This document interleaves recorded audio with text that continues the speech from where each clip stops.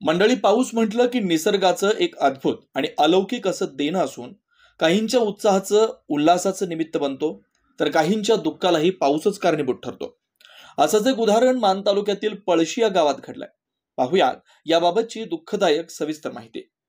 मंडळी, आपल्या सर्वांच्याच माहितीप्रमाणे गेल्या आठवडाभर राज्यासह मान तालुक्यातील सर्वत्र धुवाधार पाऊस सुरू आहे. इतिहासात पहिल्यांदाच ऐन उन्हाळ्यात, कधी काळी पावसाळ्यात सुद्धा कोरड्या खट्ट राहत असलेल्या मानगंगा नदीला पूर आलाय. मानगंगा नदीनं रुद्रावतार धारण केला असून मानगंगा दुथडी भरून वाहते. पावसामुळं काही गावातील ओढे, नदी, नाल्यांनाही पूर आलेत. काही गावांचा संपर्क तुटलाय, तर काही गावातील राहत्या घरांची पडझड होऊन नागरिकांवर बेघर होण्याची वेळ आली आहे. मंडळी, प्रशासनाने याची तात्काळ दखल घेत नागरिकांना सतर्कतेचं आवाहन केलंय. मंडळी, मे महिन्याच्या अखेरच्या आठवड्यात मान्सूनपूर्व पावसानं मानवासियांची अक्षरशः दानादन करून सोडली आहे. तुडुंब भरून वाहत असलेल्या मानगंगेच्या पाण्यामुळे पळशी येथील नदीकाठी राहणाऱ्या पाटोळे कुटुंबियांवर शोककळा पसरली आहे. पळशी गावचे रहिवासी असलेले नवनाथ कोंडिबा पाटोळे, वय 28 वर्ष, हे मंगळवारी रात्री झाशी गावावरून पळशीकडे घरी परतत असताना त्याने मोटरसायकल बाजूला नदीकाठी लावली आणि शॉर्टकटने नदीकाठच्या बंधाऱ्यावरून घराकडे लवकर जायचं या विचारानं ते चालत निघाले आणि काळानं याच वेळी त्यांच्यावर घाला घातला.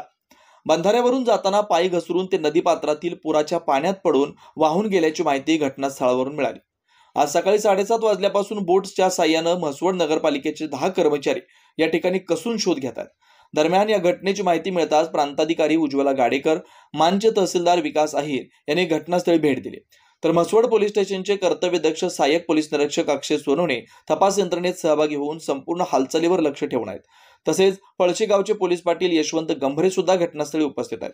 मंडळी, सुमारे 10 ते 12 तास उलटून गेले तरी नवनाथ पाटोळे यांच्याबद्दल शोधमोहीम सुरूच असून अधिक तपास म्हसवड पोलीस करतात. नमस्कार. काल संध्याकाळी 9:30 वाजताच्या दरम्यान श्री नवनाथ पाटोळे, वय वर्ष 28, हे पळशी गावचे रहिवासी झाशीवरून पळशीकडे येत असताना आपल्या झाशी बंधाऱ्यावरती पुराच्या पाण्यात वाहून गेलेले आहेत. यांची शोध मोहीम जी आहे ती महसूल प्रशासन, पोलीस प्रशासन आणि म्हसवड नगरपालिका यांच्या माध्यमातून सुरू आहे.